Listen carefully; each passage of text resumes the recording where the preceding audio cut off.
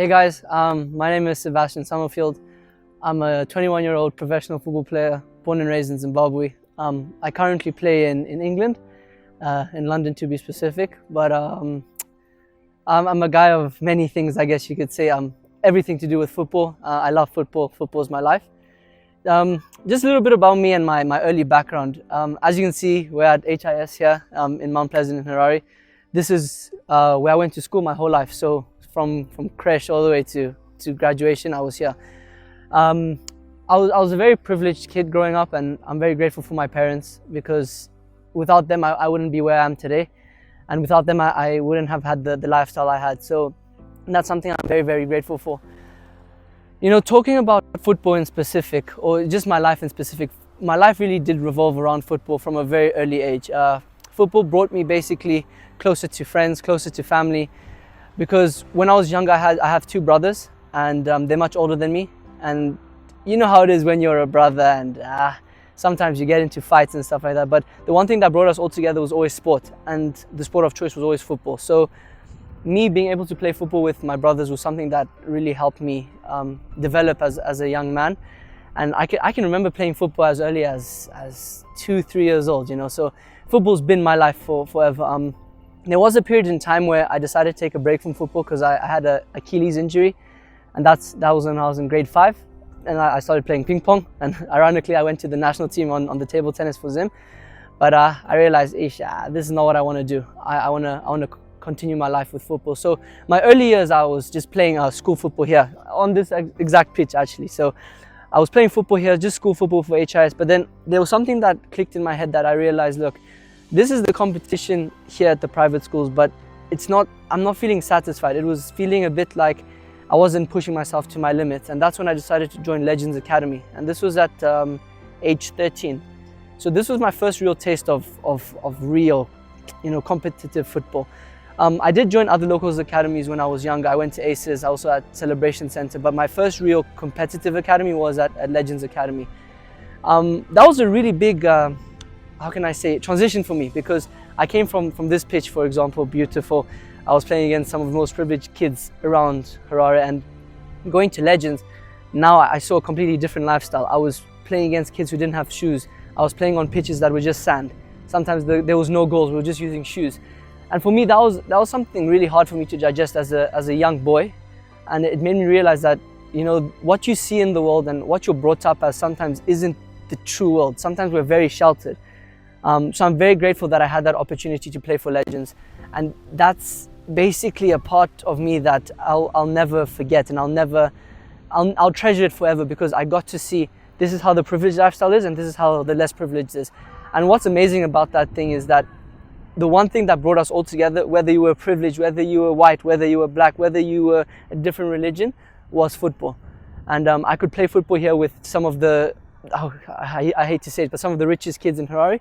And then I'd play football with some of the people who are not as privileged.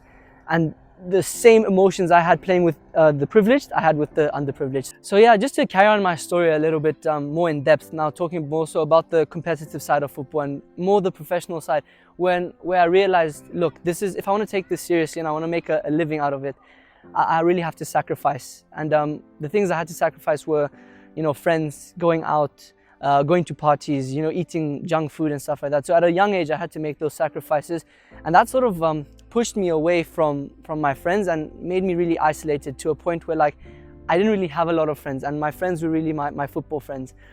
Growing up privileged is in many people's eyes a blessing. As someone who is privileged, and like I said, I'm so grateful for that, it's a blessing, but it also can be an issue in some cases, just due to the fact that when you come from a privileged background, you always have this thing in the back of your mind that if this doesn't work, I'll still have this background, or if this doesn't work, I can still rely on my mom or dad's business. And for me, I try to train myself in the sense that I say, look, this is either make it or break it. So some of my best friends are guys who have come from nothing and are playing professional in Europe. So the thing I remember seeing in these guys was this fire and this spark, that when they went into it, no matter who it was, no matter what the circumstances was, whether it was a game in Dombosha or it was a national team game, there was this spark and this fire that this is my last game. I'm doing this to take my family out out the ghetto essentially. And this was something I admire, and this is something I wish that I could have. And this is now a message to whoever's watching, whoever is in a situation that they wish they weren't in, or that they want to change their family. Use that fire for yourself. That is something, it's a huge blessing, and that can take you so far, and it can take you further than I've ever come. Going back to that though, because of how I was brought up, I was able to network with a lot of people and meet a lot of different people and learn more about the intelligence side about football and about sports. So going into my professional life, I remember when I was 17, this was like my peak time of my career, 16, 17, because this is now when I realized, look, I'm gonna go heavy in the gym. I'm gonna work hard. I'm gonna train twice a day. Everybody here at school saw this transition and this switch. I remember there was a summer we had. I said bye to my friends in, I think it was grade 10, came back in grade 11, I was a completely different guy. I didn't care about what people said about me. I was just grinding, head down, focused, because I wanted that spark. I said, in my head, I'm gonna have that spark. So at 17, I realized, look, if I wanna make it, unfortunately, I have to leave Zimbabwe and I have to go out of the country. And my first journey was actually to Czech Republic. That was my first real experience of professionalism, I guess you could say. And coming from Africa, I went there and I was terrible compared to these guys. You know, this was the first time I faced guys who were professional, and these guys were miles ahead of me. There was things they were doing, there was things they were saying, there was drills the coach were doing that I was so confused about, and I was so set back. I was like, wow, I've never seen this before. That made me realize that to make it pro from Africa, and the guys who have made it, they need immense respect, because it's not easy. Same like artists, same like any real business. To make it big, you have to grind and benefit, you know. But so I remember going to Czech, and I remember after 1 week I was rejected. They told me straight away, sorry, you're not going to make it. So I had to fly back home. And when I arrived back home, I remember seeing my friends at school saying like, how was the trials? How was it? And it was the first time I was getting recognition for football. You know, my whole life I wasn't getting any recognition. I was that awkward guy who was just always playing sports. But this was the first time people actually accepted me for who I am, and sports is what brought that. Post-Czech, I went to Belgium, to KAS U-20, which is a team our former skipper Knowledge Musona was at. I was there for 2 weeks, and when I was there, I struggled a lot, because I just couldn't find a way to make it through. I couldn't break through. With U-20, I did very well though, because I came with that fight or flight mentality, in the sense that I was using that spark in my head that, look, this is my last chance to make it pro. There's no other way. And I did really well, and they actually offered me a contract. This was something to me that was very new, and I didn't realize the magnitude of it. Unfortunately though, because the time I went was 2019 November, it was the COVID year, and I wasn't able to go back. And that really destroyed me inside, because I thought, you know what, this is my professional opportunity, and now it's all gone. So a lot of people think, oh, you've been to Europe, you've done this. Yeah, I've gone to Europe, but that doesn't mean I've made it. You know, making it is different to going somewhere. So then I remember having a conversation with my parents, and they said, look, you're about to finish school, you're gonna have to apply for university, you have to find your path. And I knew in my heart that my path was professional football. So I said, look, I'm gonna grind for 6 more months, and I'm gonna make sure. And during that time, I decided to network more. And I created a CV, I created a highlight video, and I sent it to over 3,000 clubs. That's what a lot of people don't know, is that I sent emails physically myself to 3,000 clubs. My parents didn't help me, even though they could have, they didn't help me. No one helped me, it was just me, myself, and I. And from those 3,000, I got 7 answers. 4 of them said, sorry, you're not good enough. 2 of them said, we'll get back to you, which they never did. And then there was only 1 coach who gave me an opportunity, which was Matty Pattison at Gateshead FC, which was in Newcastle. I sent those emails in February, and the coach told me, come first week of March. So I had 2 weeks to go prepare for this trial. I got there, and I said to myself, and I said to my parents, look, this is my last chance. There's no way I'm coming back without a contract. So I went there and I fought and I fought. I came back bleeding, I came back blue eyes. This was the first time I really put my body on the line, and I said, I sacrificed everything. And with that came a contract. So that was the first time I had that relief, and I was like, wow, I've actually made it. So went to Gateshead. I had a really good first season, breakout season there. I was training with the first team. I was only 17 or 18 at the time. And it was a great time for me. because of how well I did, I came back and I represented my national team. And I guess you could say that was the pinnacle of my career. The greatest moment in my life is representing Zimbabwe. And that was also something a bit, strange for me, because when I arrived, they called me for a camp at Zifa village in Mount Hampton.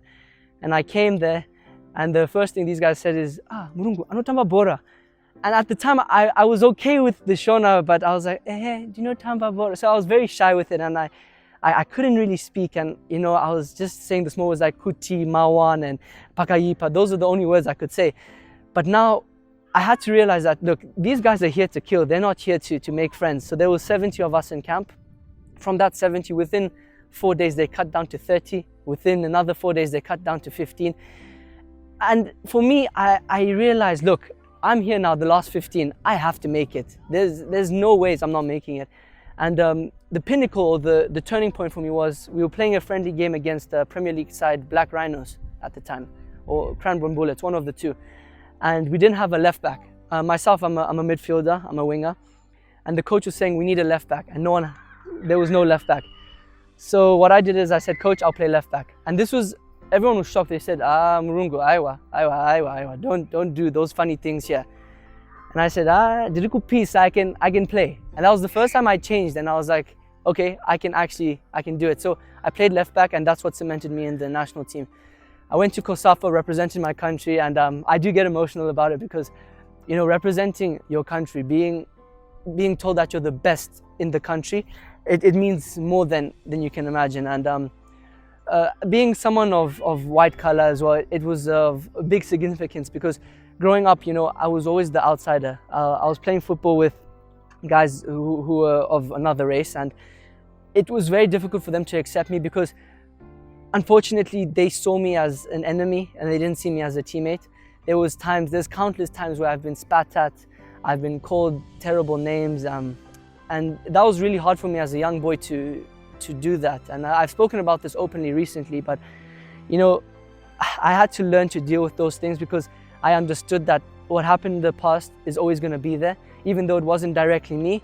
But just because of the magnitude of what happened in the past, I have to respect and understand that these people see me as a threat and they see me as someone that they can't be friends with. But luckily through football and the breakthrough, like I said, with the national team, it made me someone of equal standard now. I was the same as these guys in DZ and Mbare. So it was great. And for me, national team was my best moment in my career. I've played, professional in Switzerland. I got scouted from national team to go to Switzerland. So yeah, my story is always jumbled up and down. There's been so many highs, so many lows. So yeah, after my breakthrough season in Switzerland, I kind of lost hope because of the national team. And my goal of playing for the national team was playing in Switzerland. I had a great opportunity, but as we got banned, it seems like I had a snowball effect. And unfortunately in Switzerland, I got an injury. So I had surgery on my foot and I was out for 8 months. And during those 8 months, it was probably the most tough 8 months of my life because I saw guys who I used to play with in the national team making it pro. And it was very hard for myself not to, compare myself to them. But I realized, I can make something positive out of this injury. Yes, I can't play right now, but maybe what I can do is I can create a network for people back home in Zimbabwe. And that's where the idea of the SRS Foundation came. So the SRS Foundation is the Sebastien Summerfield Foundation. And this has been in works for years. I've been doing philanthropic work and helping the kids in the high density areas for over 6 years now. But now I've made it more legit and more public, in the sense that now that I've created my foundation, my major goals are to pioneer grassroots football in Zimbabwe and to make us a footballing hub. I want us to be the next Senegal, the next Morocco, the next Algeria. We have the talent, and I can say this hand on heart, not being biased. I've played against some of the top players in the world. I've played against some of the top African players. We Zimbabweans have something in us that is so special and so strong that we can beat these guys and we can be the best footballing nation. So coming back home after my injury, I had to make a tough decision, in the sense that, would I carry on pursuing football, or am I going to carry on maybe doing university and school? So I decided to do the university and school route because now I'm studying sports management. I'm a level 3 accredited football scout. I'm working to be a registered FIFA agent, and I'm actually a level 1 football coach. So with all that, I'm now I have the tools now to help kids in Zimbabwe. So recently, a few days ago, I went to Harare International School and I was helping guys there. And what really hurt me was that there was a couple of players that I used to play with and against when I was 16, 17, 15, 14 that are still there and they're still in the same situation. You know, I've traveled around the world playing football and I thought to myself, how is that fair? How can these guys still be in this situation when I've been all over the world and I've played everywhere? So I've decided that I'm gonna make it my life goal to change Zimbabwean grassroots football for the better. Make sure that these guys get the adequate opportunity. These guys are gonna get the adequate equipment, the adequate training, everything they need. I'm gonna be the pioneer for them. And recently, again, we've been very lucky to partner with the Harare Provincial Junior Development Football League, which is a league that's all the suburbs in Harare. They have 32 teams, about 3,000 players. And now my foundation is the official partner and I'll be the spokesperson for that and I'll be the face of that, because anything these kids need, these guys are the next generation, you know. Unfortunately, my generation, you know, we're 21 now, going 22. Yes, we are still young, but we need to focus and invest on the guys who are 13, 14, 15, because these guys are going to put us on the map again. So further with just helping the kids in the high density areas like in Mbare and DZ, what I want to do, and the big vision of the SRS Foundation, is that I want to be able to build football pitches in the high density areas. I want to make sure that these guys, their league, that they can get transport any single time they want and they have a proper log standing. I also want to make all the statistics legitimate. I want to make sure that if there's someone in Europe who wants a left-footed player who's a left back, we can give them a proper CV and a proper portfolio for this player, and he could be in DZ or Mbara or Kuadzana, wherever it is.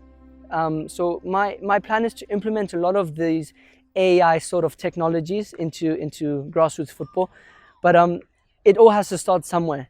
And unfortunately, it's tough for me because in my foundation, I'm the only investor, I'm the only person, and it's not a plea, but it's like more so a cry for help, sort of, because the way that grassroots football is going, it's in a way that it may not be able to recover. Unfortunately, in the last 6 years of me going there, it's only gotten worse. All the things I've done, all the coaching, all the donations, have done a little bit, but then we seem to take 10 or 15 steps back. So we need you guys to help you. We need you to step in. It doesn't take a lot to help your small community. If everyone just decides to help or donate something in their small communities, it can come a long way. You know, sports has the power to take kids off the street. Unfortunately, I saw things in Mbare and DZ that I saw kids doing things that kids should never be doing. We know there's an immense drug problem at the moment, but with the help of sport, we'll be able to take these youth off the street and give them a purpose and give them this opportunity again. A lot of the reason why these guys turn to these sort of things is because they've lost hope and they've lost the sense of willing. With sport and with arts and with creative culture, we can reignite that spark in them. And I know for a fact that these guys don't want to be in the situation they want to be.